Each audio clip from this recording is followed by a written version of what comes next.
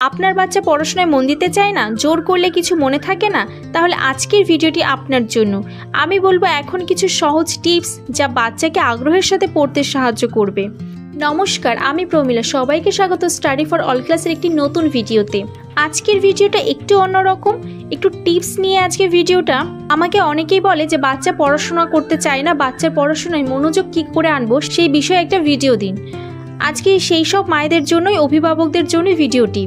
1 নম্বর, বাচ্চার মন বুঝে নিন। প্রথমেই বুঝতে হবে আপনার সন্তানের মন মেজাজ কেমন, সে কখন পড়তে বেশি আগ্রহী থাকে, সকালে, বিকালে না রাতে, তার পছন্দের বিষয়গুলো কি, পড়ার ধরন কেমন হলে সে আনন্দ পায়, ছবি দেখে না গল্প শুনে নাকি হাতে কলমে কাজ করে।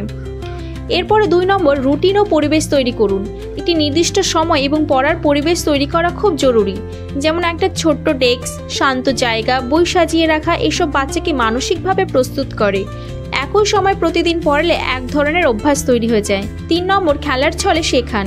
গণিত শেখাতে পারেন লাড্ডু গুণে, গল্প বলতে বলতে ইংরেজি শেখাতে পারেন, রঙের মাধ্যমে অক্ষর চেনাতে পারেন। খেলার মতো করে শেখালে পড়াশোনাটা একঘেয়েমি লাগে না। 4 নম্বর, প্রশংসা ও পুরস্কার দিন। বাচ্চা কিছু শিখলে সঙ্গে সঙ্গে ছোট্ট করে বলুন সাবাস বা তুমি পারলে।